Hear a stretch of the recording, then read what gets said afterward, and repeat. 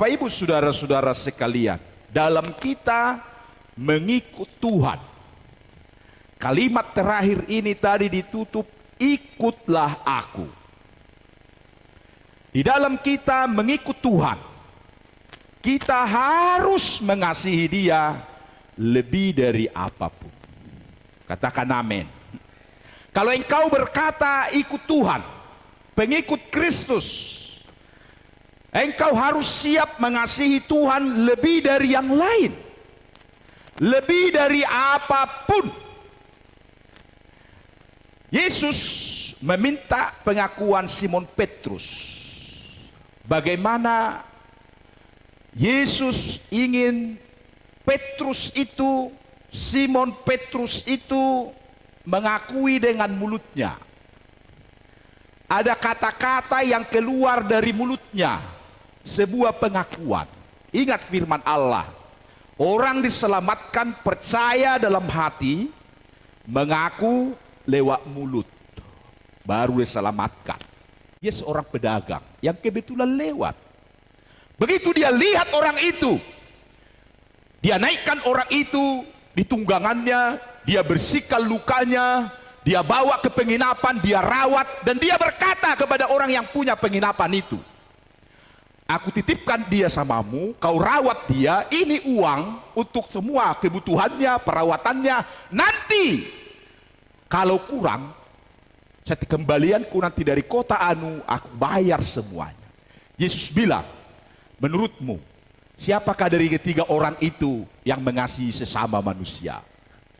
Orang yang ketiga, orang Samaria yang memberikan apa yang dia punya.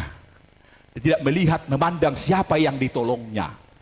Dia tidak melihat apa itu keluarganya, apa itu familinya, apa itu orang yang dekat dengan dia. Dia tidak pandang itu. Dan Yesus berkata, berbuatlah seperti itu, maka engkau akan memiliki kehidupan kekal. Seorang imam, seorang Lewi, itu menggambarkan, mewakili kehidupan kita, anak-anak Tuhan. Kehidupan kita yang mengikut Yesus.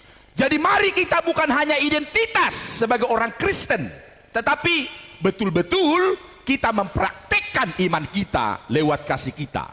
Haleluya. Ketika kita mempraktekkan kasih kita kepada siapapun, maka itu membuktikan kita mengasihi Tuhan. Itulah tanda kita mengasihi Tuhan. Tidak memilih-milih, tidak melihat siapa yang akan kita kasihi, siapa yang akan kita bantu, siapa yang kita tolong. Jangan menjadi hanya orang Kristen identitas, tetapi kita berbuat sesuatu membuktikan kita mengasihi Tuhan. Itulah yang dikejar oleh Yesus kepada Simon Petrus ini. Karena Yesus tahu pribadi daripada Simon. Baru saja tidak bersama dengan dia, baru saja ditinggalkan beberapa hari, tidak berkumpul dengan dia. Dia sudah kembali ke pekerjaan lamanya, menangkap ikan. Dia bawa lagi rekan-rekannya. Harusnya mereka memberitakan Injil. Harusnya mereka menceritakan tentang Yesus bangkit dari antara orang mati. Harusnya mereka memberitakan firman kepada orang lain. Harusnya mereka meluruskan berita palsu yang diberitakan oleh para tokoh-tokoh agama pada waktu itu, yang berkata mayat Yesus dicuri oleh murid-murid. Harusnya tugas mereka luruskan berita hoaks itu, bahwa betul-betul Yesus bangkit. Tapi ini justru mereka lari kepada menangkap ikan kembali. Mana kasihnya? Mana buktinya? Kekristenan kita, pun saya ulangi sekali lagi, jangan hanya sebuah identitas, tapi prakteknya yang dicari oleh Tuhan. Haleluya. Prakteknya. Bagaimana kehidupan kita? Prakteknya. Itulah tanda bukti kita mengasihi Tuhan. Dia ulang-ulang, karena memang kasih itu dasar satu-satunya yang paling kuat dalam pengiringan kita kepada Tuhan. Kalau kita orang Kristen hanya mengharapkan mujizat, ketika tidak ada nanti mujizat, orang itu pasti akan mundur. Karena tidak ada lagi mujizat. Tapi kalau orang yang betul-betul mengasihi Tuhan dari hatinya, dikatakan bahwa dasar yang paling kuat adalah kasih.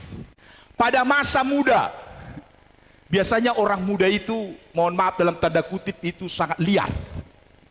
Ya, selalu mengambil keputusan yang gegabah. Itulah sebabnya perlu dikatakan, didiklah orang muda menurut jalan yang patut baginya, maka pada masa tua pun ia tidak akan menyimpang dari jalan itu. Itu yang dikatakan oleh Amsal 14 ayat 6. Dari masa muda, dari mulai kita mengenal Tuhan, dari mulai kita terima Yesus, dari masa muda, dari iman kita yang masih muda sampai kepada kita yang tua, mari kita tetap ikut Tuhan. Mari kita tetap berpegang teguh pada firman. Dan dikatakan oleh ayat ini tadi, biarlah kita juga dari masa muda sampai kita tua nanti seperti Petrus ini, kita matinya mati memuliakan Tuhan. Haleluya, haleluya. Matinya mati memuliakan Tuhan. Itu sebabnya dari masa muda kita terdidik di dalam iman. Itu maksud daripada ayat-ayat ini. Kiranya kita belajar juga seperti Petrus. Dari masa muda kita sampai tua kelak, biar kita matinya mati memuliakan Tuhan. Dan Tuhan pasti menolong kita, pasti menyertai kita. Karena orang yang mengasihi Tuhan dengan sungguh-sungguh, Roh Kudus akan menolong dia. Roh Kudus akan menyertai dia, akan membawa dia, dan Tuhan pasti akan membela kehidupan